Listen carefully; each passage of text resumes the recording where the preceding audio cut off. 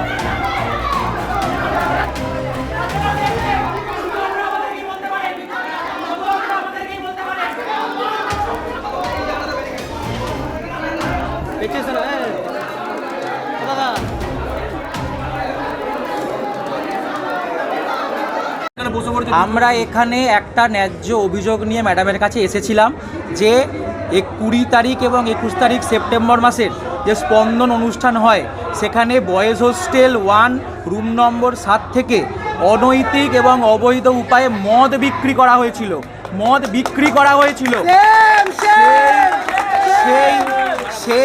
সেই মদ বিক্রির যে ভিডিও ছবি সব প্রমাণ নিয়ে আমরা ম্যামের কাছে একটা অভিযোগপত্র জমা দিই।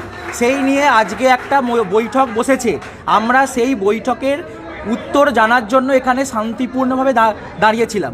তখন কিছু লোকজন আমাদের সামনে এসে বাবা মা তুলে, শুনতে পাচ্ছেন, বাবা মা তুলে গালাগাল করছে এবং তার সঙ্গে সঙ্গে নোংরা বক্তব্য রাখছে এবং আমাদের কোনো সহযোগিতা করা হচ্ছে না। আমাদেরকে প্রথমে এখান থেকে বের করে দেওয়া হচ্ছিল। আমরা বলেছিলাম সবাই বেরিয়ে গেলে আমরাও বেরিয়ে যাব, কিন্তু শুধুমাত্র আমাদেরকেই বার করা হয়, ওদেরকে বার করা হয়নি। সেই জন্য আমরা আবার এখানে এসে ধর্নায় বসেছি। আমরা কাউকে ভরসা করছি না। আমরা ম্যামের কাছ থেকে ন্যায্য বিচার চাই। এই প্রমাণগুলোর বেসিসে ন্যায্য বিচার চাই আমরা। কি নাম তোমার? আমার নাম সুব্রনীল ঘোষ। শুরু থেকে যা দাবি ছিল সেটাই, কলেজে সুস্থ শান্তির পরিবেশ ফিরিয়ে দিতে হবে, অসাধু লোকজনদেরকে বের করতে হবে, সত্য এবং সততার সাথে কলেজ চলবে। এখানে লোকেরা ডাক্তার হতে এসছে, রেপিস্ট, ক্রিমিনাল বা সেক্সুয়াল অ্যাসল্টার নয়। আজকে কি হচ্ছে?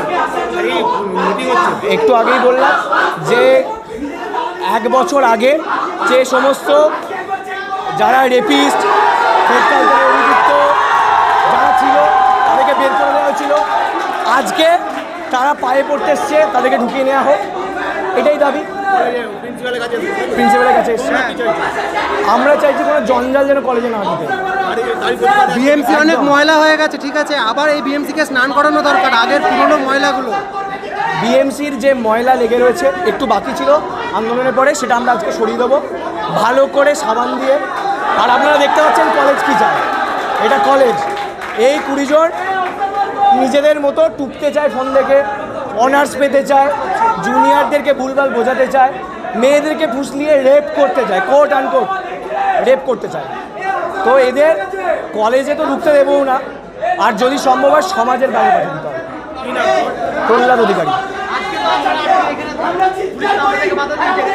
পুলিশ বাধা দিচ্ছে কারণ আমাদের মনে হচ্ছে এত কিছুর পরে কর্তৃপক্ষ এই 15 জনের কাছে বেশি প্রিয়।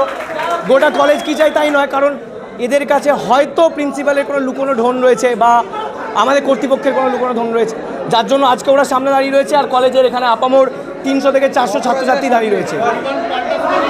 হ্যাঁ, স্লোগান শুনতে পাচ্ছি না, একটু জোরে করতে বলুন ওদেরকে। প্রহ্লাদ অধিকারী। আমাদের এই স্পন্দন নিয়ে কিছু অ্যালিগেশন ছিল, সেটা আমরা ফ্যাক্ট ফাইন্ডিং কমিটিকে দিয়েছি। ফ্যাক্ট ফাইন্ডিং কমিটি এগুলো যেগুলো নিয়ে এসছে সেগুলো কনক্লুসিভ দিতে পারেননি, দেবার কথা নয়। এগুলো আমাদেরকে হয়তো মানে বাইরে পাঠাতে হতে পারে, যা আমাদের ক্লিপিংস আছে।